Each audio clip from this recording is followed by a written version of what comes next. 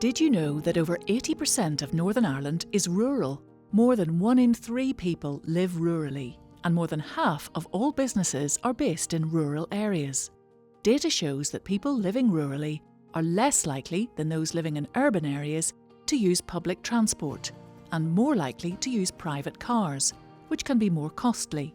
Data from the Consumer Council for Northern Ireland shows that rural consumers spend 154% more per week on fuel for food shopping than urban consumers.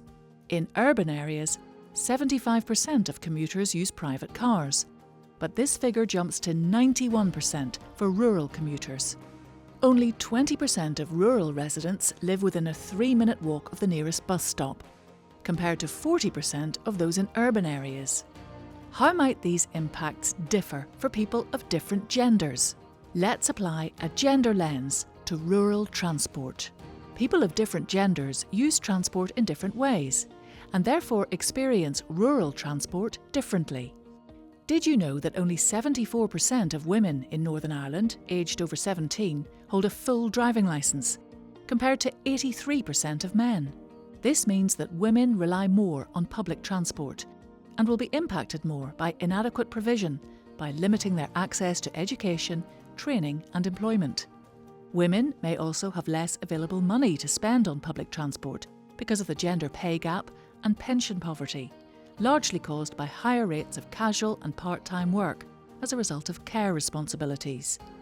Even if women can access affordable public transport, they are more at risk of sexual assault and harassment when using it. Rural women are particularly at risk, as they are less likely to have adequate street lighting and public footpaths when boarding or disembarking public transport.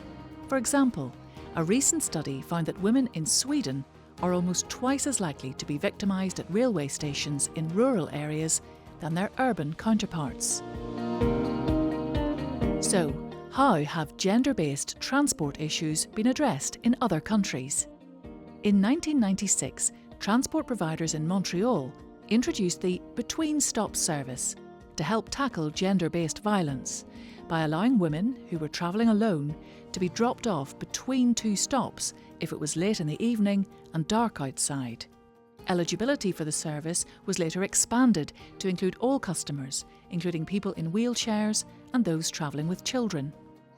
In Brazil, Rio de Janeiro City Hall launched a transport subsidy programme to provide free public transportation to women experiencing domestic violence. Established in 2021, the Move Women card enabled users to access critical services such as women's shelters, police stations and specialised service centres, recognising the intersection of economic vulnerability and mobility challenges. These examples demonstrate that applying a gender lens to transport policy is key to ensuring that the sector is responsive to women's mobility, safety and security needs. Making rural transport safer and more accessible would not only improve gender equality, but also promote sustainability by reducing private car usage and encouraging more people to use public transport. Lenses can be powerful. They can make things instantly visible to you that others might not see without having them pointed out.